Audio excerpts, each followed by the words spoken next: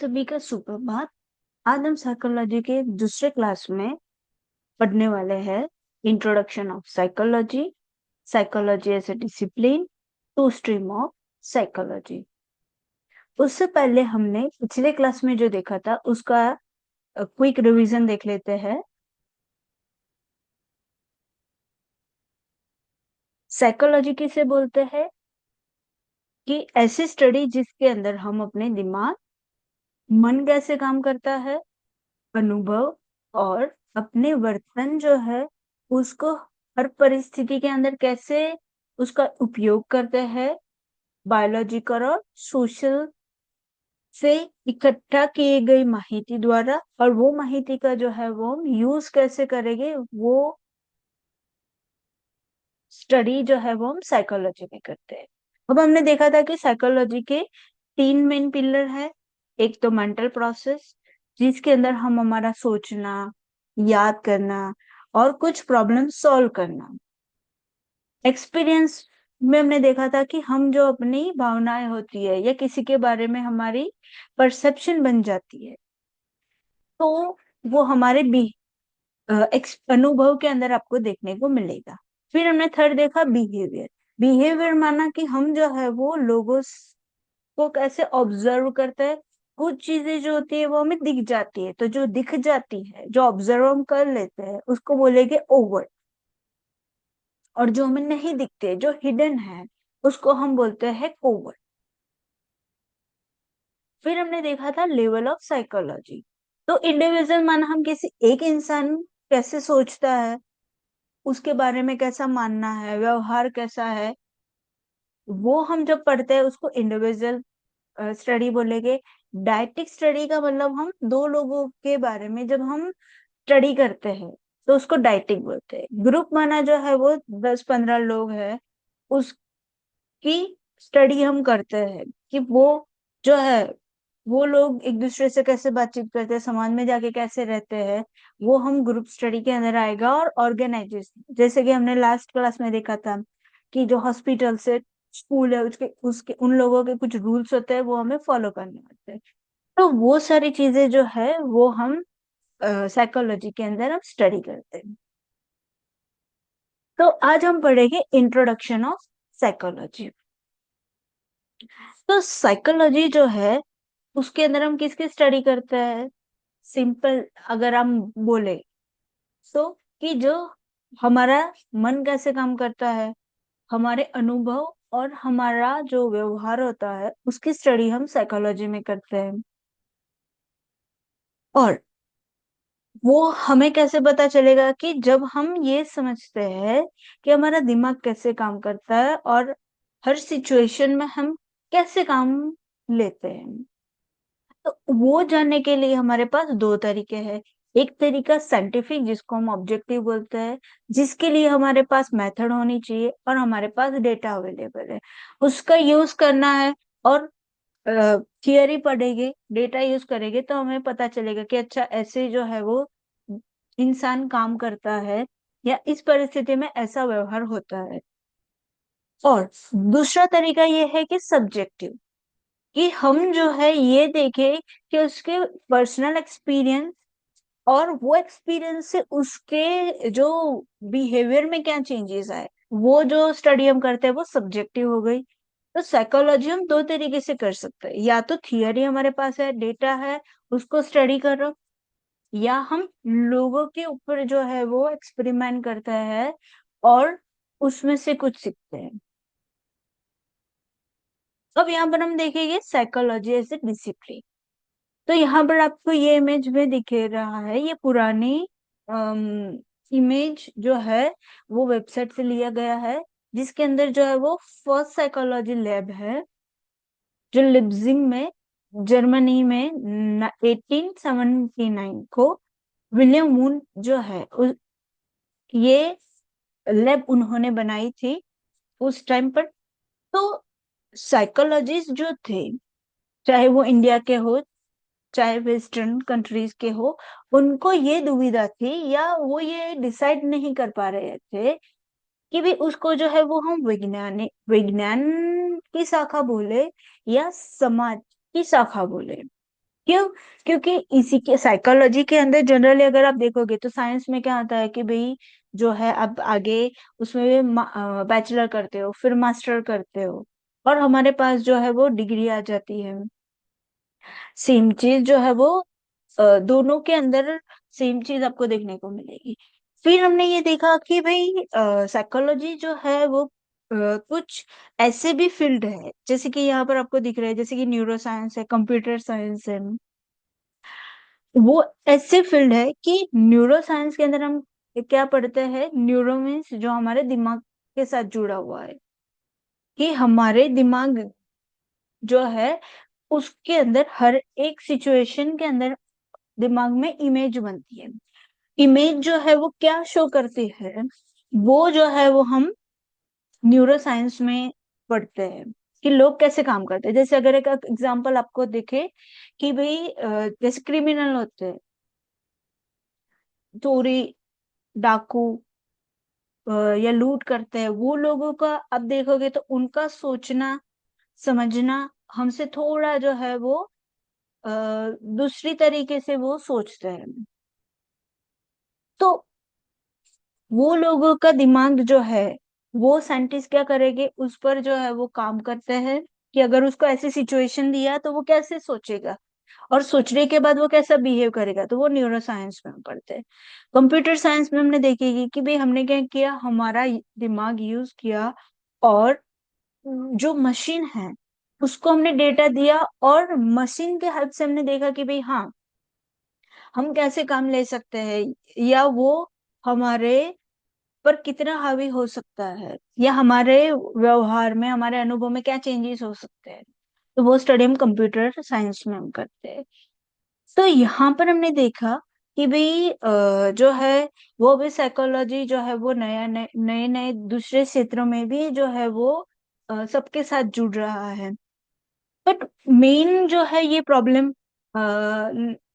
Psychologist को ये था कि भाई जो इंडियन ट्रेडिशन है, उन्होंने देखा कि भाई हम अपने पर जो है वो अपने पर काम करते हैं, सेल्फ रिफ्लेक्शन, और हमारे अनुभव के बेस पर जो है वो हम काम लेते हैं। सेम चीज अगर आप देखोगे कि जो वेस्टर्न साइकोलॉजिस्ट जो होते हैं, वो भी किस पर काम करते हैं कि भाई हम खुद पर काम करेंगे, और किसी सिचुएशन में कोई भी इंसान कैसा व्यवहार करेगा, उसके अनुभव जो है वो सारी चीजें जो है वो सीखते हैं। तो यहाँ से हमारे पास आ, हम देखेंगे कि दो तरीके से जो है वो हम सीखते हैं। एक चीज हम देखेंगे कि जो है वो साइंटिफिकली है, जिसके अंदर क्या होगा कि हम जो है वो कैसे काम लेते हैं, या हमारा जो बिहेवियर है उसके बारे में हम स्टडी करते हैं।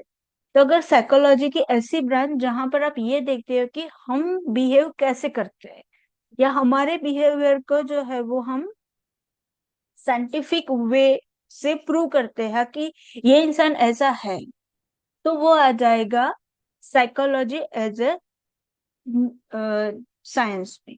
अब हम ये देखेंगे कि ऐसी कौन सी परिस्थिति आ गई, और क्यों उसने ऐसा जो है वो बन गया, या ऐसा उसका व्यवहार क्यों हो गया।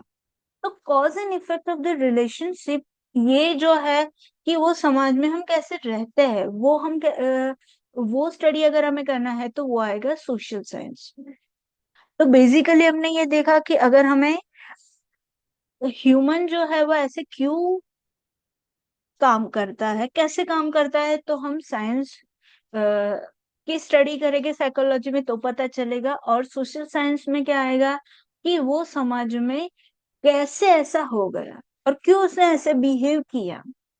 तो इसका मतलब ये है कि हम जो है वो साइकोलॉजी में ना सिर्फ विज्ञान पढ़ सकते हैं अकेला, और ना ही सिर्फ जो है वो हम सामाजिक दायरों में रह के अगर हम देखेंगे तो हम अच्छी तरीके से समझ पाएंगे।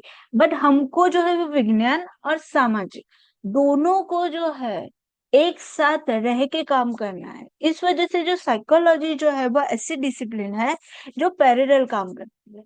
उसमें साइंस भी आएगा क्योंकि हम साइंटिफिक स्टडी करते हैं, और समाज भी आएगा जिसके अंदर हम ये देखते हैं कि लोग कैसे व्यवहार करते हैं। अब हम देखेंगे टू स्ट्रीम ऑफ साइकोलॉजी। पहली चीज है नेचुरल साइंस, जैसे कि हमने आगे पढ़ा कि भी हमारे पास थियरी है, डेटा है। अब यूज करके हम सीखेंगे कि भाई हम ऐसा क्यों बिहेव करते हैं। तो सबसे पहले हम देखेंगे कि भाई हमारा दिमाग कैसे काम करता है, या कुछ चीजें जो है जिसको हम बोलते हैं हमारे संस्कार बोल सकते हैं, या हमें हमारे फैमिली से जो मिलता है वो सारा जो है वो जेनेटिक्स में आता है। तो बायोलॉजिकल प्रिंसिपल कैसे काम करते हैं वो हम नेचुरल साइंस से पढ़ते हैं। अब उसके लिए जो है वो हम साइंटिफिक वे से देखेंगे कि वो कैसे काम करते हैं। तो सबसे पहले यहाँ पर है हाइपोथेटिकल डिडक्टिव मॉडल। उसके अंदर वो कैसे काम करेगा, सबसे पहले कोई थियरी आएगी, थियरी किस बेस में, स्टेटमेंट लिखेगी। फिर उसकी हाइपोथेसिस, उसको जो है वो हम एक्सप्लेन करेंगे। एक्सपेरिमेंटल डेटा, कि हमने सिर्फ ना उसको एक्सप्लेन किया, बट हमने उसको क्या कर दिया है, कुछ हमारे पास ऑब्जर्वेशन है या हमारे पास कुछ डेटा है जिससे ये प्रूव होगा कि हमने जो बताया, पहले स्टेटमेंट दी, उसको हमने एक्सप्लेन किया, और हमारे पास डेटा भी है कि ये जो प्रूव करते हैं कि जो हम जो बोल रहे हैं वो सही है। और वो अभी कहाँ यूज होता है, उसको हम बोलेंगे रिवीजन। तो हाइपोथेटिकल डिडक्टिव मेथड क्या है कि कोई थियरी दो जिसमें स्टेटमेंट हो, फिर हाइपोथेसिस जो एक्सपेरिमेंट को एक्सप्लेन करेगा, एम्पेरिकल डेटा जो हमारे पास ऑब्जर्वेशन हो या हमारे पास डेटा है ये जो प्रूव कर पाए कि हम जो बता रहे हैं, हम एक्सप्लेन कर रहे हैं वो सही है और अभी कहाँ यूज हो सकता है। तो इससे जो है वो हमको ये पता चलता है कि हमारा बिहेवियर कैसा है या हम लोगों के साथ कितने जुड़े हुए हैं, ये हमें ये पता चलता है। अब हम देखेंगे ये उसका यूज कहाँ होता है, कि जब हम ये पढ़ते हैं कि कोई भी चीज थियोरी ऑफ लर्निंग है, कैसे हम सारी चीजें याद रखते हैं, ध्यान देते हैं, या किसी व्यक्ति और वस्तु के प्रति हमारा जो है वो सोचना मानना कैसा है, उसको हम बोलेंगे परसेप्शन। कैसे हम सीखते हैं, कैसे हम कोई सिचुएशन के बेस पर जो है वो हम कभी कभी हैप्पी हो जाते हैं, कभी कभी हम सैड हो जाते हैं। तो ये कैसे काम करता है, तो वो साइंटिफिकली जो है वो ये मेथड से साइकोलॉजिस्ट देखते हैं। नेक्स्ट हम देखेंगे psychology as a social science. तो सबसे पहले हम देखेंगे कि इसके अंदर हम देखेंगे हमारा जो वर्तन है वो समाज में कैसा है, कि हम समाज में कैसे लोगों से मिलते हैं, हमारा जो है वो बातचीत कैसे करते हैं लोगों से।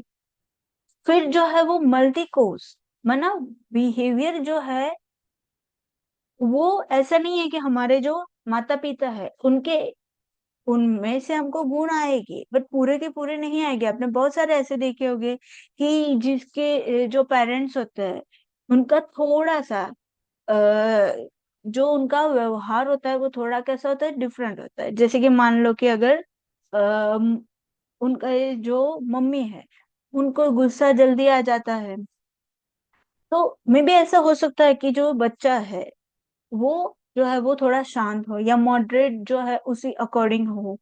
तो ये जो है उसके बिहेवियर में आपको चेंजेस देखने को मिलेगा। या हम बता सकते हैं कि सेम सिचुएशन में जो है वो जरूरी नहीं है कि सबका जो है वो मानना एक ही हो। और वो हम देखेंगे एक केस स्टडी के द्वारा जो आपके एनसीईआरटी की टेक्स्ट बुक में भी है, कि यहाँ पर आप देखो कि दो लड़कियां हैं, रंजीता एंड सपना। उनके पहले बैकग्राउंड देखेगी कि रंजीता जो है वो फैमिली उसके पापा जो है वो फार्मर हैं। वो बच्ची जो है वो दौड़ वो सब उसको अच्छा लगता है, एथलीट्स है, बाहर जाना, लोगों से घुलना मिलना उसे पसंद है। और शबनम जो है वो जो है उसके सिर्फ उसकी सिर्फ मम्मा या सिर्फ पापा ही है, सिंगल पेरेंट माना एक ही है। वो उसको घर के काम करना पसंद है, उसको जो है आर्टिस्टिक माना ड्राइंग है या आर्ट उसको पसंद है। वो ज्यादा लोगों से मिलता जो ना उसको पसंद नहीं है, वो सिर्फ अपने में ही रहती है। तो ये हमने क्या देखा, दो तरीके के लोग देखे। अब क्या हुआ कि गांव में आ गया पूर। पूर आने की वजह से कम्युनिटी रिस्पॉन्सिव रिस्पॉन्स क्या आता है कि जब हम हेल्प करते हैं किसी की, बदले की भावना से नहीं, एज एज ए इंसान है, तो हमें जब जरूरत पड़े तब हेल्प करनी चाहिए। सेम चीज रंजीता ने शबनम की हेल्प की, कैसे उसको जो है वो घर में आश्रय देके, क्योंकि पूर है और हमें पता है कि शबनम जो है उनका मे भी ऐसा हो सकता है कि परिस्थिति अच्छी नहीं होगी, या ऐसे एरिया में रहते हैं जहाँ पानी इजीली आ सकता है उनके घर में, या जो भी सिचुएशन हो, बट रंजीता ने उसको अपने घर में जो है वो सहारा दिया। तो इससे क्या हुआ कि दोनों में अच्छी मित्रता बन गई, और वो जो है वो अ, उससे, ये सिचुएशन से या ये पूर की वजह से वो दोनों अच्छे मित्र बने। तो कहीं ना कहीं क्या है कि अगर हम ऐसे बोलते हैं कि भाई अच्छे इंसान बनना जरूरी है, बाकी चीजें सारी बाद में भी आ सकती है। तो यहाँ पर यही है कि अगर हमको जरूरत पड़ने पर अगर आप किसी की हेल्प कर देते हो, चाहे उसको पैसे देके, कपड़े देके, ध्यान देके, तो कहीं ना कहीं जो है वो हम किसी से शिकायत नहीं रहेगी, क्योंकि जब हम किसी को देते हैं तो अच्छे वे में जो है वो भगवान हमको जो है वो कहीं कभी हमको हेल्प कर ही देता है। तो ऐसे किसी की हेल्प करनी है, फिर उसको याद नहीं रखना है कि अच्छा मैंने किसी की हेल्प की तो बदले में वो मेरी हेल्प करे, ऐसे जरूरी नहीं है। तो यहाँ पर ये हमारा एज ए इंसान है, तो हमको लोगों की हेल्प करनी चाहिए। ये चीजें हमको मैसेज मिलता है यहाँ से। और उसके साथ में हमको क्या देखने को मिलता है कि रेगुलेटरी मीन्स की बिहेवियर, कि हम समाज के साथ हम लोगों से कैसे मिलते हैं। क्योंकि आपने ने देखा होगा कि जैसे पूर आता है या अर्थक्वेक आता है, उस टाइम के अंदर जो है वो लोग बहुत ही डर जाते हैं। आपने देखा होगा कि वहां पर बहुत सारे ऐसे लोग होते हैं, बच्चे होते हैं या पेरेंट्स होते हैं कि उनके फैमिली के अंदर सिर्फ वो ही रह जाते हैं, बाकी सारे जो है वो अ, उनकी डेथ हो जाती है या वो इंजर्ड हो जाते हैं। दूसरी चीज क्या है कि जरूरत ने सारे ही जो है वो हेल्पफुल हो ऐसा जरूरी भी नहीं है, बहुत सारे ऐसे भी है कि जो उसका जो है वो दुरुपयोग भी करते हैं। तो इससे हमको क्या देखने को मिलता है कि अगर हम समाज में लोगों से खुद कैसे रहते हैं, दूसरों के साथ कैसा व्यवहार करते हैं, तो वो आपको स्टडी करनी है, तो वो आप सोशल साइंस में पढ़ते हो।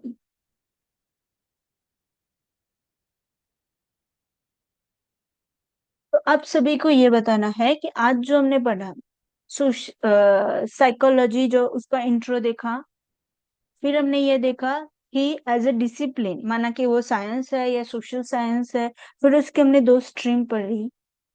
तो आप सबको जो है वो आज की क्लास कैसे लगी ये बताना है। और जो हाइपोथेटिकल डिडक्टिव मॉडल है उसके एक एग्जांपल आपको जो है वो मुझे कमेंट में लिख। और आप सभी के लिए नेक्स्ट क्लास में कुछ सरप्राइज भी रखा हुआ है। Thank you.